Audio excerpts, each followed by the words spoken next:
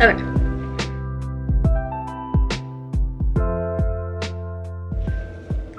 Hello guys, welcome back to another video. If you're new here, my name is Emily.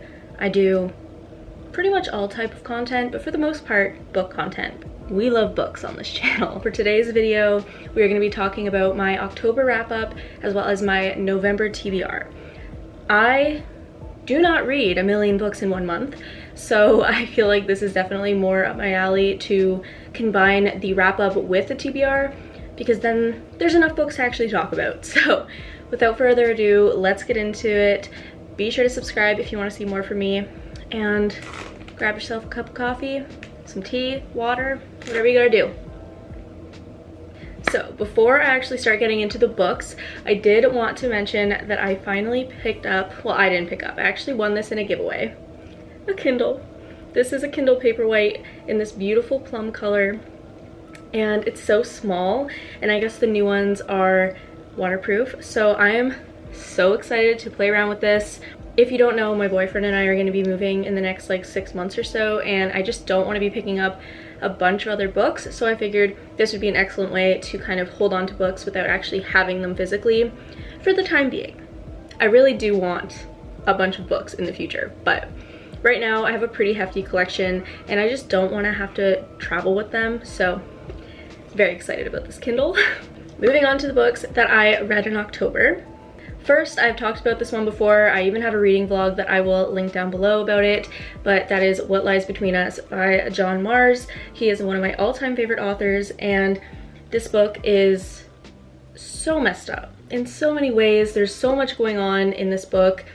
If you have any past trauma regarding miscarriage or like mother-daughter dynamic, maybe this book isn't for you, but I will read the back for you. Nina can never forgive Maggie for what she did, and she can never let her leave. They say every house has its secrets, and the house that Maggie and Nina have shared for so long is no different, except that these secrets are not buried in the past. Every other night, Maggie and Nina have dinner together. When they are finished, Nina helps Maggie back to her room in the attic and into the heavy chain that keeps her there. Because Maggie has done things to Nina that can't ever be forgiven, and now she is paying the price. But there are many things about the past that Nina doesn't know, and Maggie is going to keep it that way, even if it kills her. Because in this house, the truth is more dangerous than lies. If that doesn't sound gruesome, disturbing, twisted to you, I don't know what will. But I don't want to get too much into the books because I personally like going into books not really knowing much about them. So if you're interested, definitely go check out this one. I think that this may be more of like an intermediate book for people who like reading thrillers, just because it is so like deep and intense. But yeah, definitely go check this one out. I rated this one 5 out of 5. Next up, I read The Maidens by Alex Michaelides. I'm not exactly sure how to pronounce his last name. This book, it didn't disappoint me. I still gave it a 4 out of 5, which means I would highly recommend it. But it disappointed me compared to his debut novel, The Silent Patient. If you haven't read that one, go check it out. That was a 5 out of 5 for me. But this ending was just not it. I just was a little bit disappointed with the ending of this book. But if you're wondering what it's about, the inside says, Edward Fosca is a murderer. Of this, Mariana is certain. But Fosca is untouchable. A handsome and charismatic Greek tragedy professor at Cambridge University, Fosca is adored by staff and students alike, particularly by the members of a secret society of female students known as the Maidens.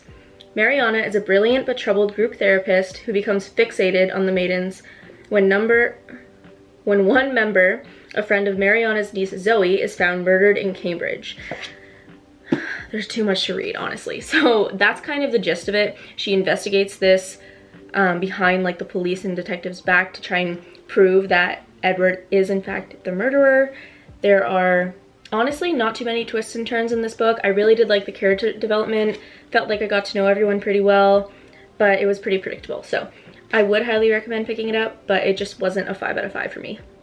And this one is a little bit more different, I guess. It is not fiction. It is Stephen King on writing a memoir of the craft. As you can see, I annotated the crap out of this book. I'm definitely someone who is interested in writing a book in the future maybe, and this was insanely helpful. If you are a beginner and you need some tips on how to write your own book, definitely go pick this up. I've always been fascinated with Stephen King, but was always kind of intimidated to pick up his stuff. I don't know why. So this was a really great way for me to kind of understand where he came from, why he writes the way he does, and now I can already tell just how talented he is. So definitely pick this one up. I rated it 5 out of 5, and that's all I can really say. It talks a lot about, you know, grammar, vocabulary, adverbs, what to do, what not to do in a book, things that annoy him personally, and overall very helpful. And it actually helped me kind of appreciate my first ever Stephen King book, which is Pet Sematary. I'm still reading this. I'm about halfway right now, and it's really good, okay? I'm really excited to watch the movie, but I will read the back for you just in case you don't know what it's about. I feel like a lot of people do. I did not know too much going into this, so here we go. When Dr. Lewis Creed takes a new job and moves his family to the idyllic and rural town of Ludlow, Maine, this new beginning seems too good to be true. Ludlow's tranquility, there's an undercurrent of danger that exists here. Those trucks on the road outside the Creed's beautiful old home travel by just a little too quickly. For one thing, as is evidenced by the makeshift pet cemetery out back in the nearby woods. Then there are the warnings to Lewis, both real and from the depths of his nightmares, that he should not venture beyond the borders of this little graveyard. A bone-chilling truth is hidden there, one more terrifying than death itself and hideously more powerful.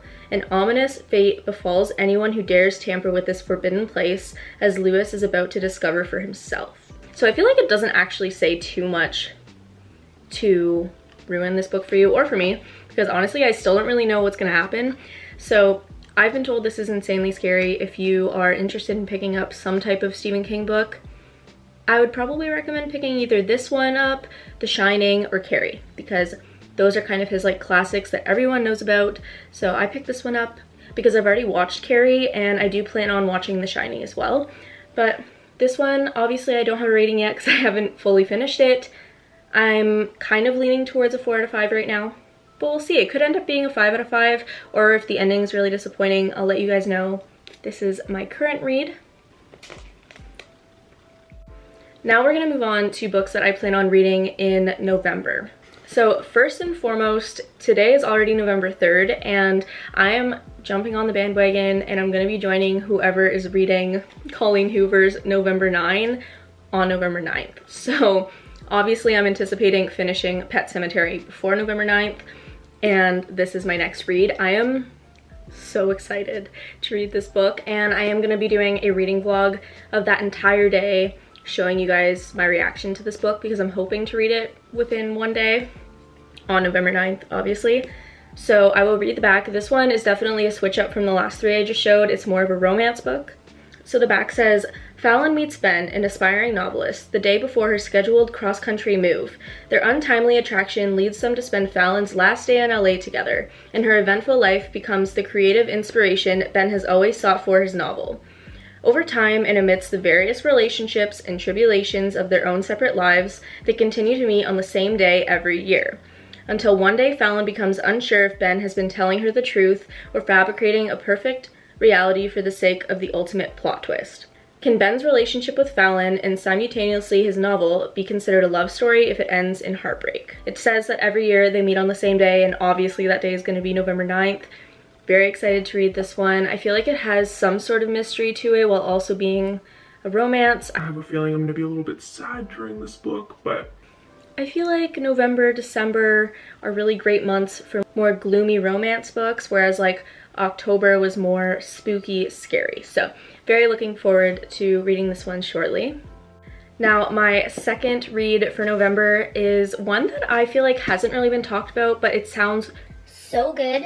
And that is The Girls Are All So Nice Here. So this book was actually published this year. It's by Laurie Elizabeth Flynn, and I haven't seen it anywhere online, but when I found it at a free little library, I was like, yes, I'm gonna pick this one up. So basically, I will read the front for you. It says, a lot has changed in the years since Ambrosia Wellington graduated from college, and she's worked hard to create a new life for herself. But then an invitation to her 10-year reunion arrives in the mail, along with an anonymous note that says, We need to talk about what we did that night. It seems the secrets of Ambrosia's past and the people she thought she'd left there aren't as buried as she imagined. Am can't stop fixating on what she did and who she did it with. Larger-than-life Sullivan, Am's former best friend, who can make anyone do anything. At the reunion, Am and Sully receive increasingly menacing messages, and it becomes clear that they're being pursued by someone who wants more than just the truth of what happened that first semester. This person wants revenge for what Am and Sully did and the damage they caused, and the extent of which Am is only now fully understanding. And all because of the game they played to get a boy who belonged to someone else and the girl who paid the price. I don't know about you, but it's kind of giving me like Pretty Little Liars vibes. Kind of sounds like it could be a thriller / romance. I'm not entirely sure, but I haven't really read too many books that are like based at a university or college. The only one I think I've read is The Maidens, but this one is actually focusing more on the students as opposed to like the therapist and a professor and all that stuff. So really excited because I feel like there's going to be a lot of drama in this book.